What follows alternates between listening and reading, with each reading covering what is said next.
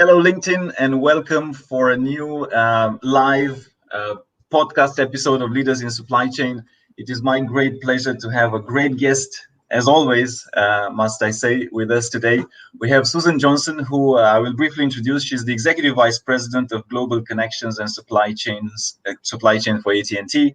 She's responsible for AT&T's international and domestic strategy and partnership development for network connections, and she leads the supply chain functions within AT&T Communications, supporting the entertainment group, business services, technology, and operations. Her team manages strategic sourcing, purchasing, supply diversity, sustainability, and supply chain logistics, and jointly is responsible for a spend portfolio of over $70 billion that covers all of AT&T's networks and goods services domestically and internationally. Also, Susan has a fantastic career. She's had multitude of roles, very diverse background. She's done from finance to customer information services to investor relations. And in the last couple of years, she has been more focused on supply chain, as well as now as Executive Vice President of Global Connections. So, Susan, pleasure to have you. Great privilege, and thanks for making the time.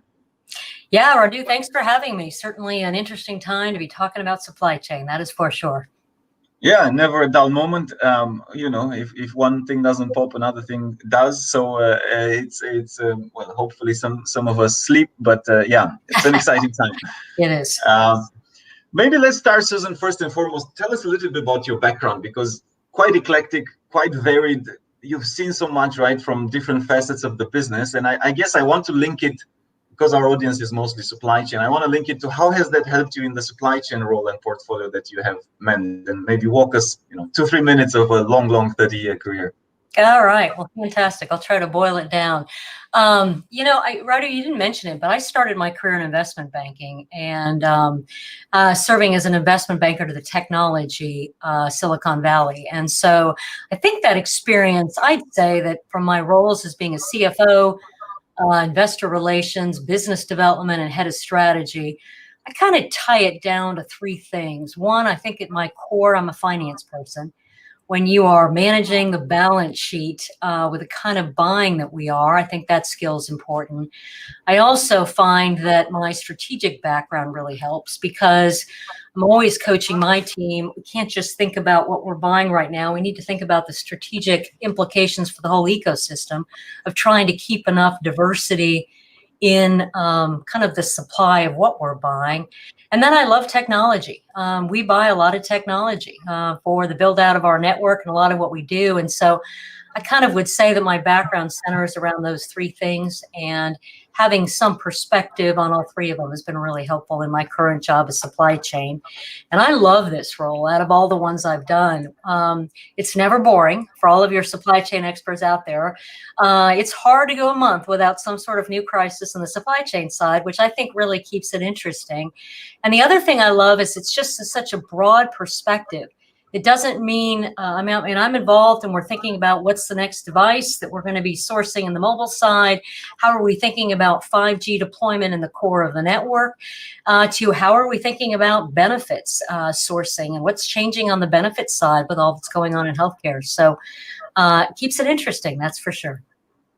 No, absolutely. And yeah, before we deep dive in one of those interesting factors, which is chip shortages that is currently affecting a lot of people, I'll just encourage everybody watching, post your questions in comments. I see quite a lot of people tuning in, and we'll try to take it on board. So back to the topic, Susan, chip shortages is probably, or semicon shortages are probably one of the biggest struggles across the board, whether you're in electronics, telecom, automotive, and so on.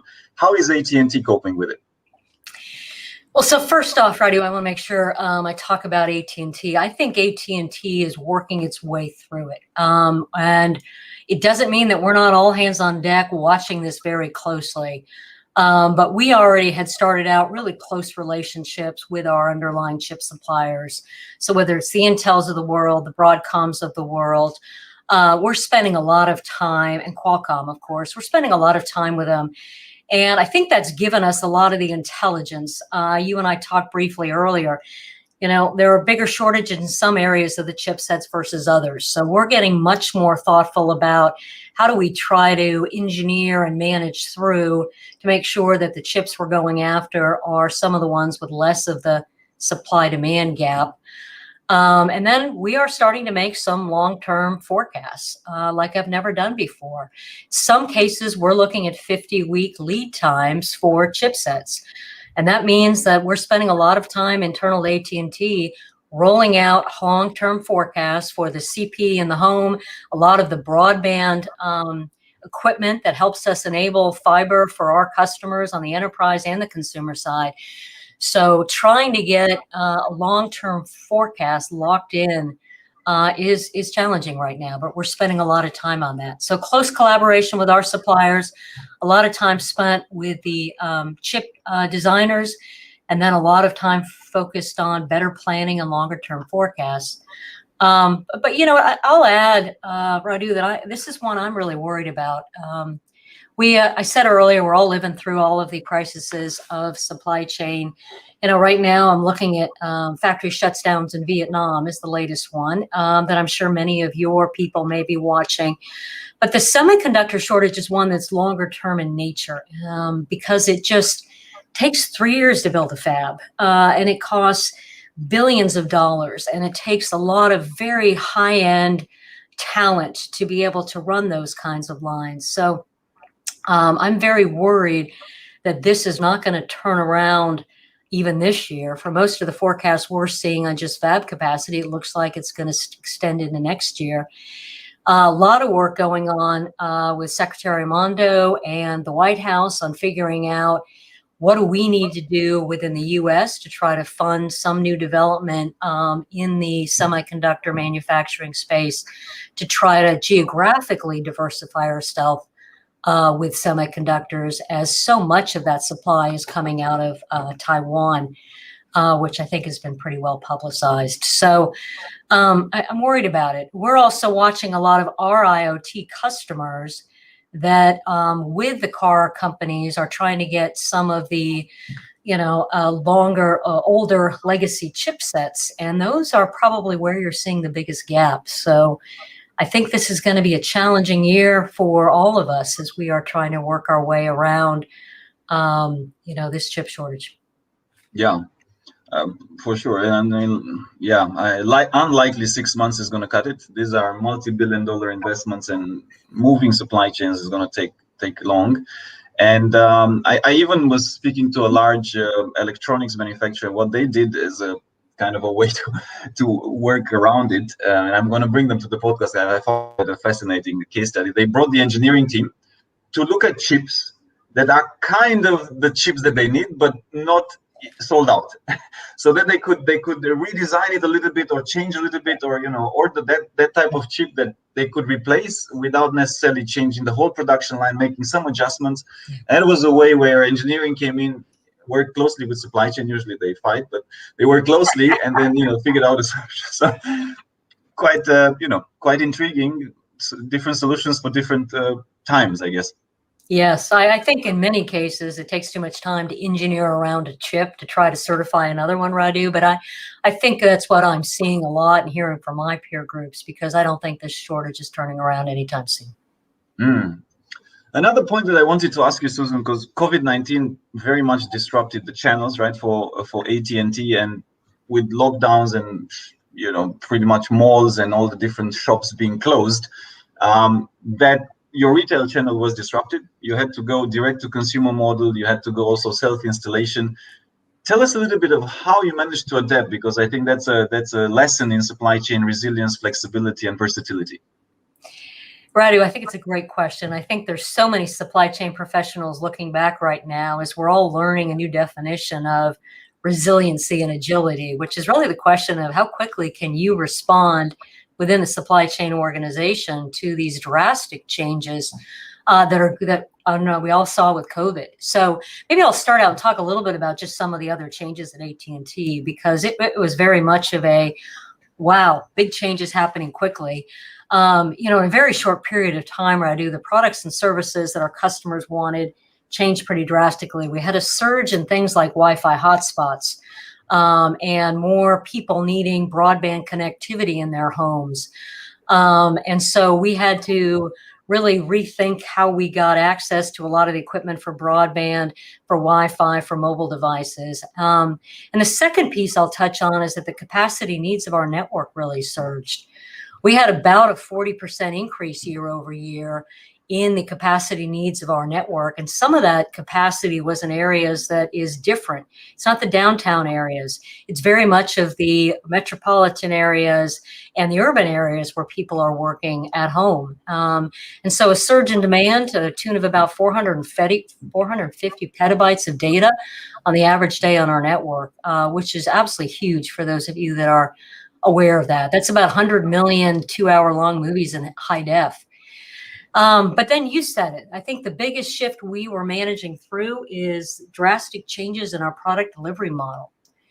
And we were shutting down stores, trying to keep our employees safe and trying to make sure that our customers were safe. But we still needed to get many customers some of these devices to keep them connected. So we moved very quickly to a direct fulfill model.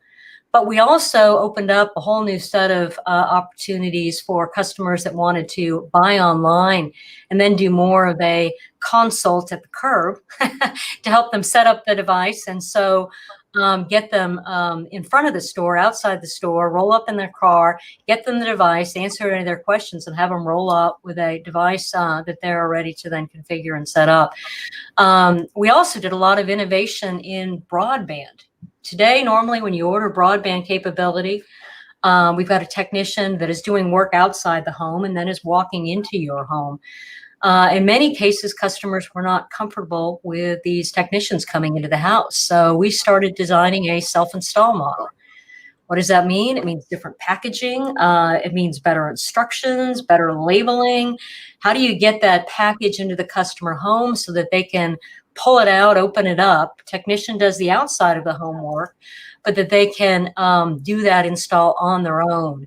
And there's a lot of good learning. We've got a large segment of our population that is more tech savvy and is more comfortable setting up that broadband equipment in the home. And we learned a lot.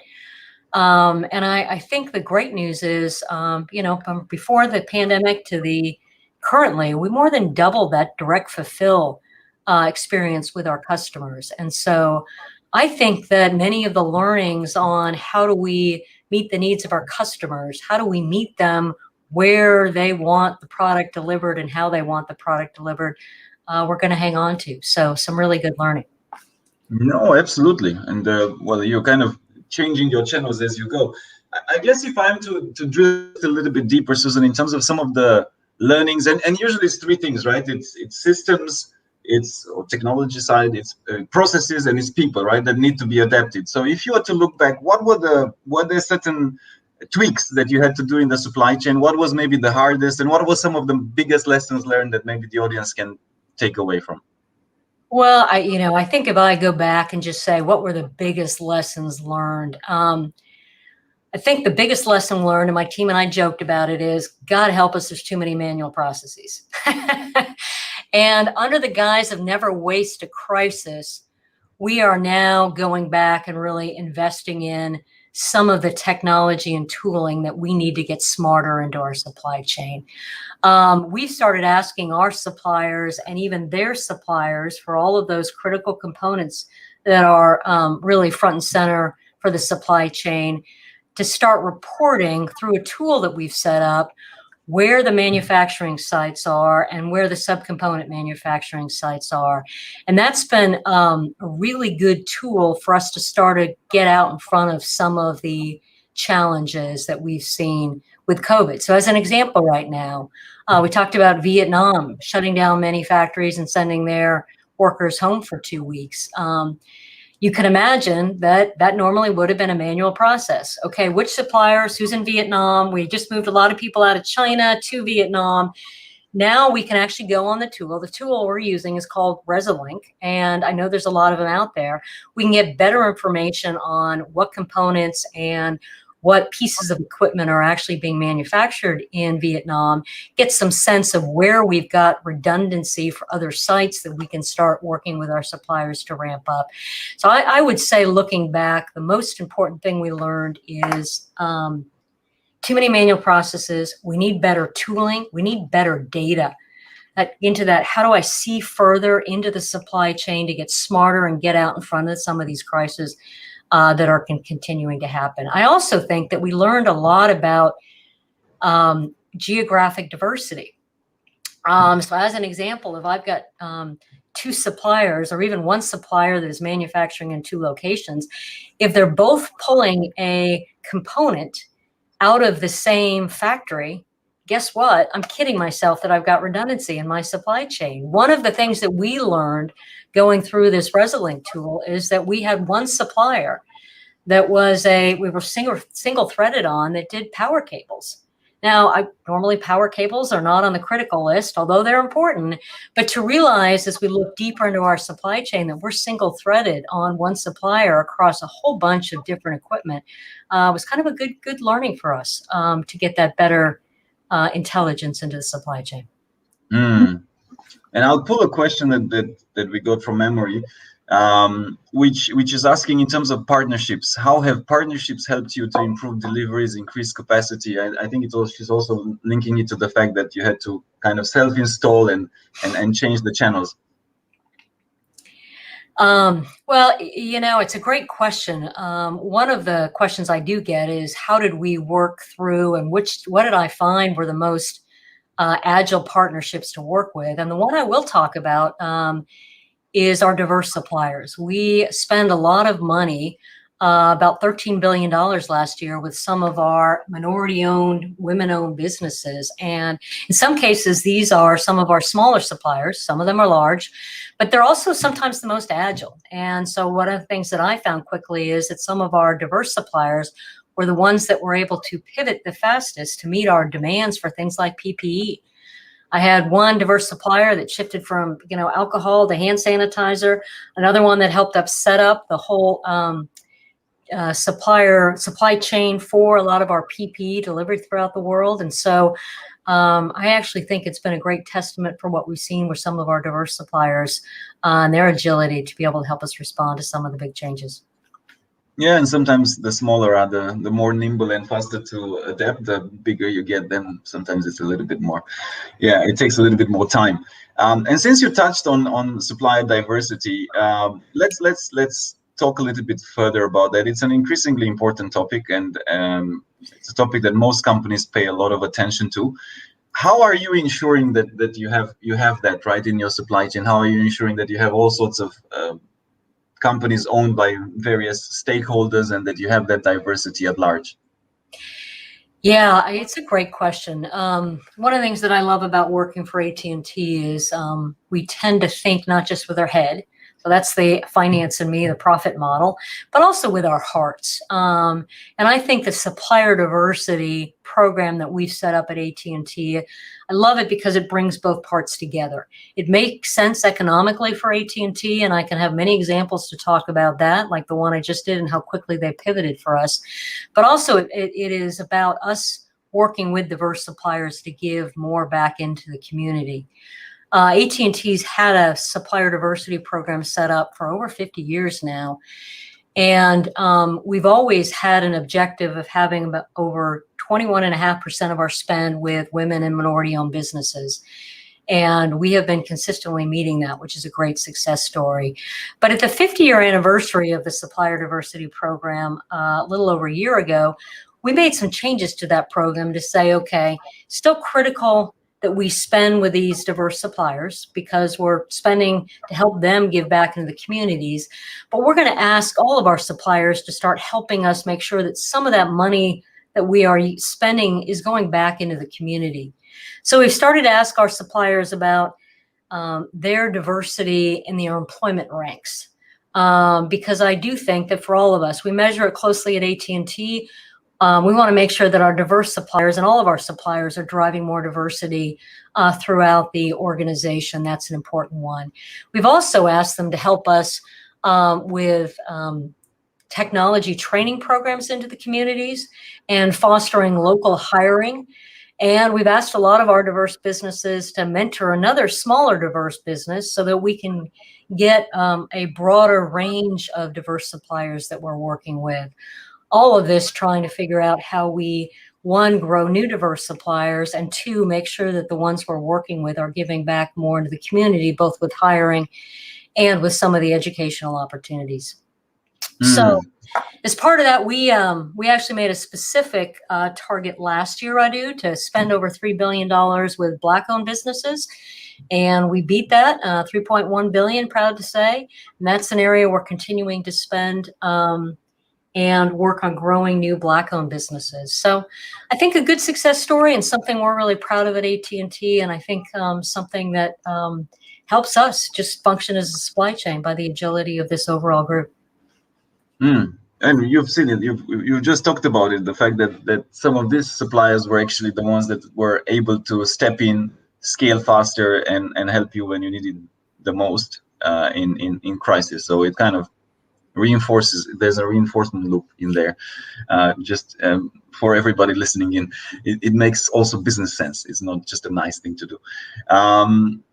I also want to ask on the side of data and sharing data, and I think we kind of discussed in preparation for this, right? In terms of if parties don't share that information, and sometimes the suppliers versus their clients, sometimes the suppliers between themselves, then you end up having excess inventory, you end up having excess costs that you could have been avoided, and that ultimately boils down to trust. Or lack of trust. So I guess the question then becomes, how do you build that trust within the supply chain parties, that they share and they know that it's safe to share and it helps everybody? Yeah, Roddy, such a great question. I think such a great topic for this podcast, because I could use help from some of my supply chain partners out there to help us with what I call better intelligence deeper into the supply chain. I do think that if we can work together as an ecosystem, build that trust with our suppliers, build that intelligence, I think it will be really valuable. So as an example, we're on Resolink. The more other suppliers that are on platforms like Resolink, and there are many out there, the better data that I get in terms of, okay, this other supplier has already put in data for this supplier. And so we can leverage each other's intelligence, leverage each other's data. We can benchmark against each other. How much geographic diversification do you have versus me, which I think makes us all better. But to get back to your question of trust, this is under the guise of never waste a crisis. 2020 was a painful year, and by all indications, 21 is going to be equally painful. So I am hopeful that the supply chain industry is going to harness this crisis to start doing what we are doing. I'm having conversations with virtually all of my significant suppliers and asking them, insisting that they give us data on where their manufacturing locations are and where their critical components are coming from. Now, in some cases, it's taking a little arm twisting because there is this lack of trust. There is this belief set out there that given that we have done some disaggregation work in parts of our supply chain, that we're going to go to these subcomponent suppliers and start disaggregating our primary suppliers. I've had to personally put my name behind it and my teams and AT&T's to say, we need to build this trust. I need the information. We need to figure out how I get you comfortable providing this information. But I have this vision, Radu, that if we can get better intelligence, both on where those manufacturing locations are, and also about where inventory is being built up for critical components, we can get more efficient as an overall industry. So as an example right now, I'm sure many of your users are building up, or our podcast listeners are building up buffers of stock right now in critical components. Depending on what kind of business you have, that may be in resin, it may be in different components of some of the chips, it may be in the actual chips. But I think if we as an industry can get smarter on, okay, I know that my supplier is building up their own chip buffer stock. I know that this particular chip buffer stock is sitting at this supplier. I know that I've got capabilities to use this piece of it. I think it might help us all to have better efficiency throughout the supply chain, or we're not building up our own set of buffer stock on top of each other, which I think can often happen in the midst of a crisis. And I'll pull this question as well. Um, I can't see the name, but anyways, one of the listeners is saying, how has all these challenges affected the way you evaluate, assess your suppliers, right? Because I can imagine that there might have been some shifts. So I think good question to build upon your point, right? And tell us a little bit about this.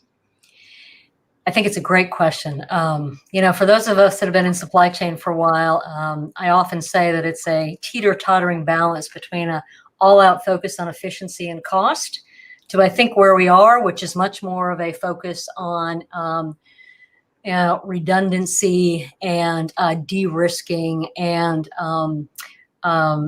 thinking about where we can build up buffer stock for things. So many times I get the question, is that building costs into the supply chain? It is. I would tell you the conversations I'm having with many of our suppliers is less about how do we shave more costs out of this, how do we drive more efficiency in our delivery methods, and more about how do we put more de-risking into the supply chain to make sure that we're going to meet these dates. That may mean that we're making longer term forecasts, we're building up longer term orders. It may mean together that we are figuring out how to build up more strategic inventory in critical places. So I would say that the priorities for many of our suppliers, it is shifting, and we are having those conversations. This year, I am far more worried about not having the components we need to meet our customers' demand or our build timing, and than I am about being ruthless about costs. And I would imagine that there's many of your podcast listeners that are in the same boat this year. Yeah, I think most of the people. But that brings me, and I want to bring the example of Toyota, and it's maybe a good point. Many of us maybe saw the Bloomberg article, which kind of praised Toyota because they managed to foresee the crisis that was going to hit them on the chip side, and they managed to have themselves covered. But okay, that boils down to two things in principle, or at least what I read from the article, and also what I know personally from the Toyota culture. One, visibility, and you spoke about having proper visibility into your supply chain, not just tier 1, tier 2, but up to tier 4, 5, 6, where you realize that, oops, wait a second, I might have two different sources for component A, but those two sources source A1 from the same source. So actually, I don't have any diversification, right? So they had that visibility, number one. I think number two, that what Toyota has done very well across, and this is across the years, is not something that they built overnight. They built maybe the trust element is fairly consistent with them, in a sense of, you know what to expect when you're dealing with Toyota as a company. I mean, you know that they're gonna stay very consistent to what they say they're going to do. They're going to think long term. Look, you may or may not like necessarily all the time their approach. You might say that they're rigid in certain things, but you know what to expect. And I wanted to bring that point of knowing what to expect and the element of trust, right? Because my personal impression is that a lot of time it does boil down to that trust is also with, do I know what to expect? Because if I know what to expect, of course trust is there. But if somebody orders 100 and then crisis hits, then it lowers it to 50, then me as a producer, then I mean, how am I gonna balance my balance sheet, right? So then of course I need to make, and then if that person again orders 100, well, sorry, right? I cannot build that 50 just overnight, right? Just because of you. So I'll pause there. I just wanted to bring that as an example, right? Let me see if you have something to add, and then there's a couple more questions that came up.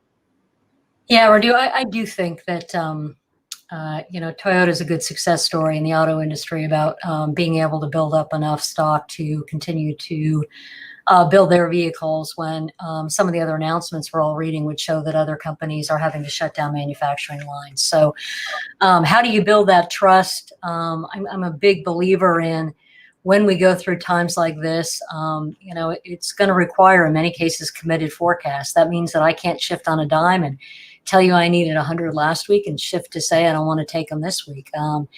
There is that building of trust to make sure that we are working across the industry to make those commitments.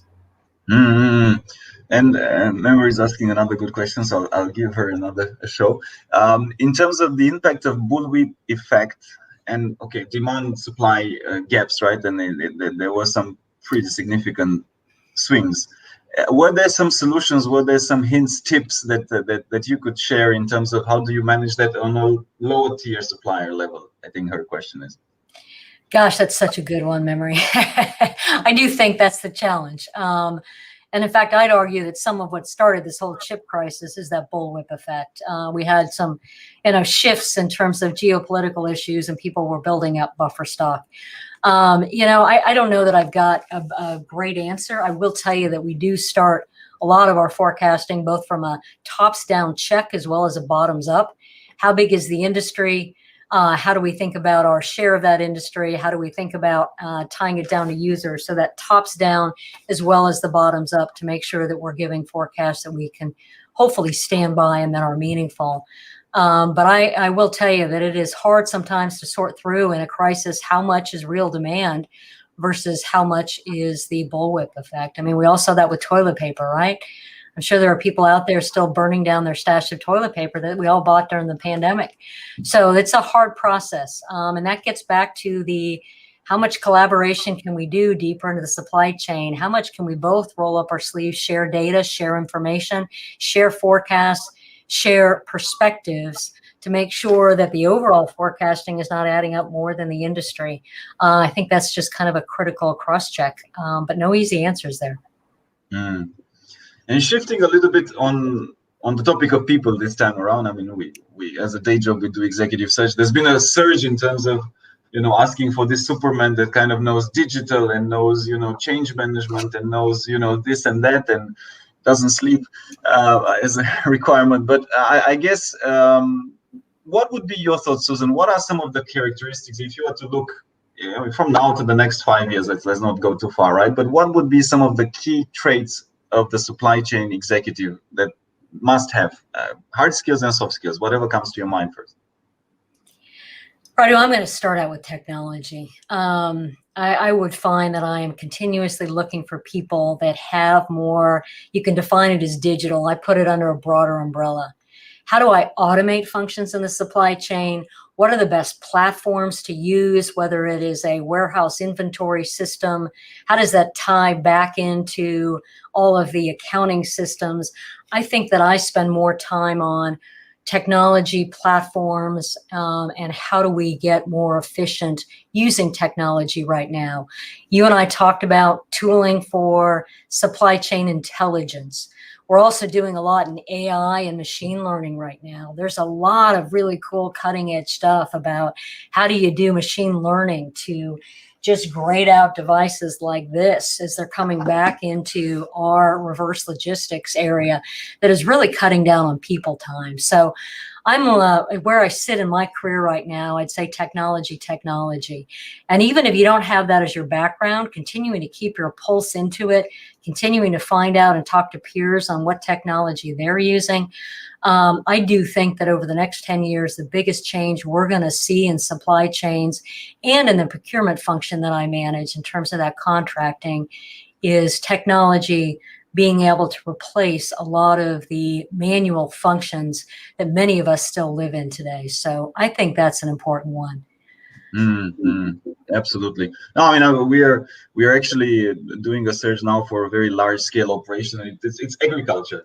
It's not the most advanced supply chain, but the type of technology they're looking to bring, IoT, connected devices connected to the, weather patterns, when to water the plants, the vegetables, is quite fascinating. And it doesn't, I think, maybe a mindset that is wrong, I think, or limiting belief. It doesn't have to be expensive. It's not always super expensive. It's, sometimes the creativity part is the more important piece than the actual. I mean, you don't need to spend necessarily millions and millions on it. I mean, some are very expensive, some are not. If you look at you might know the World Economic Forum, we have a partnership there. They have the lighthouses and the best manufacturing facilities. Some of those are using this Industry 4.0, but not necessarily the most expensive, advanced. We talked about semiconductors. That's the most advanced, I guess, manufacturing, right? You can use it via a device, like you said. You have a device, you can link it to a SKU. Done. I think that a lot of that is happening. Is more a matter of also applying that creativity that is fairly consistent in supply chain to bring it to life, I guess. Yeah, Radu, one of the things we've done, I mean, we live in the world of IoT and connected devices because that's a lot of what we are rolling out the infrastructure for. And one of the success stories that I talk about is I think in my organization, we've been successful in rolling out small test case that then start paying for themselves and then fund the next test case. So as an example, how do I think about geofencing of some of my unmanned distribution locations? So I've got a lot of garages that we are stocking. And so how do I know that equipment's been dropped off at that location? So we can update kind of the inventory flows and know where that inventory is sitting. There's a lot of good, IoT geofencing notifications where you don't even have to have active IoT sensors on all of the inventory. And you can prove those out with some pretty small dollars, have them pay for themselves by not needing a person at that location, and then take that savings and roll it into the next IoT stuff. So I'm with you. It doesn't have to be expensive. You can do it on a piece by piece basis and have it self-funding. And that's where I think it's kind of fun to start playing with IoT. And with the rollout of 5G coming and a lot of the connected devices and sensors, all based on chips, I might add, that we're going to be rolling out over the next couple of years, I think the job is going to get really fun to use that creative brain to say, okay, what out of my supply chain can I automate? Where can I put better learning, better automation? And how do I figure out how to keep our people that are highly paid, highly skilled, focused on the bigger problems and out of those manual functions? Yeah. Also want to bring the topic of diversity at large in supply chain. You're a great example, right? A woman at the top of a role, a great role in supply chain. How do you also, what are some tips and tricks, I guess, in terms of boosting that a little bit, whether it's more women in supply chain, whether it's more, diversity comes in many shapes and forms. Radu, it's a great question. It's something I'm pretty passionate about, and I'm sure many of your listeners are too. First up, at the risk of offending anybody, and since I'm a supply chain person, maybe I can say this, I think we have a little bit of a branding problem. Before I came into supply chain, if you use the concept of supply chain with me, I jokingly say, I kind of had this picture of knuckle dragging warehouse workers. No sophistication, very old world stuff, very back office functions. It's a branding problem. Now, I know that not to be the case. It's an incredibly exciting area to have a career. A lot of very front and center support of the company's strategy that is so meaningful. But I think the more we can continue to talk about supply chain careers to up and coming people that are picking career paths, I think the better off we are. There was no such thing, at least that I was aware of when I graduated, for a supply chain major. But now we've got a lot of schools that have supply chain majors, and I think that it is helping us at AT&T hire more diversity. We have an intern program that is just my organization. We do a fantastic job really getting more diversity on that hiring out of school. And that are really working to continue to focus on building those careers and trying to put more diversity throughout the supply chain. I'm also a big proponent, given my background, of pulling people out of other functions. I do think IT professionals are great in this job. I think people with finance backgrounds can be phenomenal in this job. And so go back to if we can fix the branding, make sure everyone knows it's a really cool, exciting place to work. And I jokingly say right now, since there's so much going on in supply chain's kind of sexy right now. Everyone wants to know what's going on in supply chain. Let's not waste that crisis to continue to rebrand and let people that are picking those careers know it's a really cool, fun place to work, and work on continuing to try to develop that diversity. No, and I think I'll pay you a compliment. You're a good example, and it needs more people like you coming out, sharing your story, this is also part of the big reason why we did this series and this podcast, to showcase some of the great careers and some of the various backgrounds that ended up in leadership positions, right? Because there's no one path, there's many different paths. But that's another thing that sometimes in supply chain, and I've said it before, people are not necessarily shy, but there is a consistency that they are the type of people that get things done. They're not necessarily the type of people that go out there and tell a lot of stories and go and blah blah blah, and they're not necessarily sales, right? So I mean, we're not sales and marketing people by nature. yeah, I would agree with that. because passion sells, right? So I mean, you need to be. I remember vividly this conversation. I think I've told the story before on the podcast with this executive, and he was a leader of a shipping line. And when I asked him, "Why did you do this for 25 years?" I love what I do, Radu. I enable trade. I enable so many people doing business with each other. I put bananas from here to there. I mean, on different continents, and you can see the passion. I'm like, have you ever shared that, right? Because you're saying I'm struggling to attract young people. Like, did you try sharing, your own passion? Because that sells, right? I mean, it's so clear that you love what you do, right? So that's what you need to do. Go out and tell why you love what you do, right? Because that will attract in itself. Yeah, Radu, and I do think that it's very obvious to everyone today how impactful supply chain is on every business being able to deliver what their customers needs. And so I think that connection point is closer than it's ever been. And it's a great time to make sure that we are rebranding and getting out with those stories of passion, because supply chain is critical for virtually every business out there. Yeah, absolutely. Even President Biden said it, right? So I think we are on the right path for sure. Final question from me, Susan.